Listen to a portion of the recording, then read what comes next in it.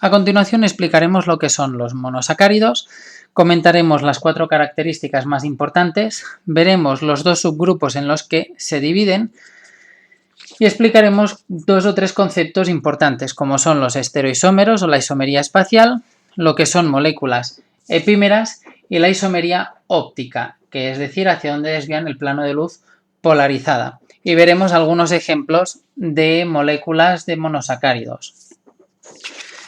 Entonces, los monosacáridos son los glúcidos más simples, ya que no se pueden hidrolizar, es decir, no se pueden descomponer en moléculas más pequeñas. Las características principales es que son dulces, solubles en agua y de color blanco. Y gracias a que tienen un grupo aldehído o un grupo cetona, pueden reaccionar con algunos reactivos como por ejemplo el reactivo de Filling. A más, todos los monosacáridos tienen una función energética de proporcionar energía. Las moléculas de los monosacáridos están formados por una cadena principal de entre 3 y 7 átomos de carbono. Aquí tenemos un ejemplo de una cadena de 3 átomos de carbono, o la glucosa, que tenemos aquí, la fórmula como quedaría, sería una cadena principal de 6 átomos de carbono. La fórmula empírica para todos los monosacáridos es esta de aquí, CH2 o sub N, donde N es el número de átomos de carbono. Y esto nos permite saber la fórmula química de cualquier monosacárido. Por ejemplo, si nos piden la fórmula química de la glucosa, como tiene 6 átomos de carbono, pondríamos aquí en la N un 6 y la fórmula química sería C6 H12, porque multiplicaríamos 2 por 6, 12, o 6.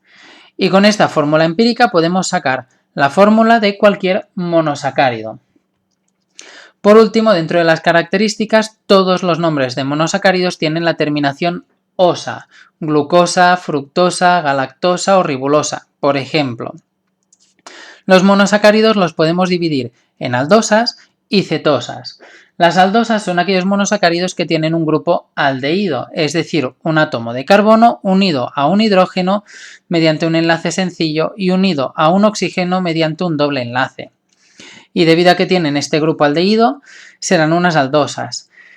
Este grupo aldehído siempre lo encontraremos en un extremo de la molécula, porque el átomo de carbono solo puede formar 4 enlaces y como forma uno con el hidrógeno y 2 con el oxígeno, solo le queda un último enlace para unirse a otro átomo de carbono. Por lo tanto, es imposible que lo encontremos en el medio de una molécula. En cambio, las cetosas son moléculas que tienen un grupo cetona, es decir, un carbono unido mediante un doble enlace a un oxígeno. Y este grupo cetona siempre lo encontraremos en los carbonos del medio de la molécula. La mayoría de monosacáridos presentan carbonos asimétricos, es decir, que tienen 4 radicales diferentes que se unen a 4 cosas diferentes. Por ejemplo, si miramos este átomo de carbono de aquí, de esta molécula, fijaros, se une a un hidrógeno, a un grupo OH y luego a este radical en la parte de arriba y a este radical en la parte de abajo. Como los 4 radicales son diferentes, decimos que este carbono es un carbono asimétrico. Y vuelvo a repetir, la mayoría de monosacáridos tienen carbonos asimétricos. Este de aquí no tendría, pero fijaros, en la glucosa el primer carbono no sería asimétrico porque no tiene 4 radicales diferentes, solo se une a 3 cosas, pero fijaros en este de aquí. Este de aquí se une a este radical, al hidrógeno, a todo esto y a lo de arriba. Como son 4 cosas diferentes, carbono asimétrico. Este de aquí, fijaros, es igual. Hidrógeno, OH, este radical y el radical hacia abajo. Como los 4 son diferentes, carbono asimétrico. Los del medio acostumbran a ser asimétricos y el primero y este de aquí no. Fijaros porque este no, como está unido a 2 átomos de hidrógeno, tendría hidrógeno y hidrógeno y ya habrían 2 radicales iguales, por lo tanto este no es asimétrico. ¿Para qué nos sirve lo de los carbonos asimétricos? Para determinar si una molécula lleva una L o una D delante. Para ello miramos el último carbono asimétrico. Si el grupo OH del último carbono asimétrico está hacia la derecha, decimos que es una D, en este caso glucosa, que es el nombre de la molécula.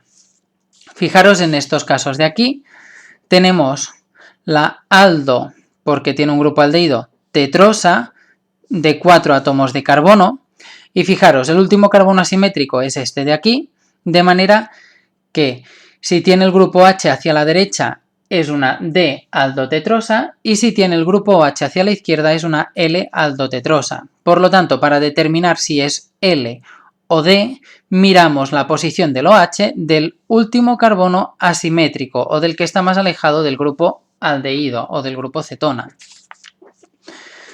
Entonces, otros conceptos importantes relacionados con lo de monosacárido. El primero es el de estereoisómeros o estereoisomería o la isomería espacial, que son moléculas de monosacáridos que tienen la misma fórmula química, pero a la hora de hacer el esquema se están colocados algunos elementos de forma diferente.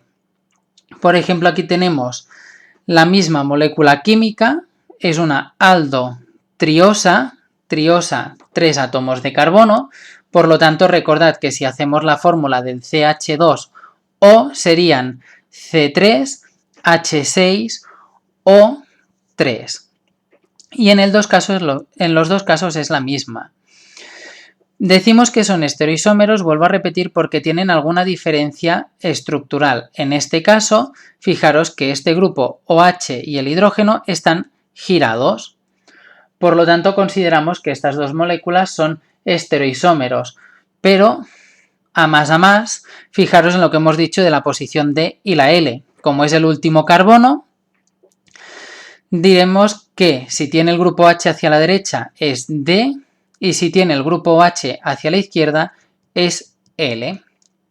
Dentro de los estereoisómeros encontramos la definición de molécula epímera, que son moléculas que tienen un grupo OH girado de lado, pero no es el grupo OH que determina la información de L o D.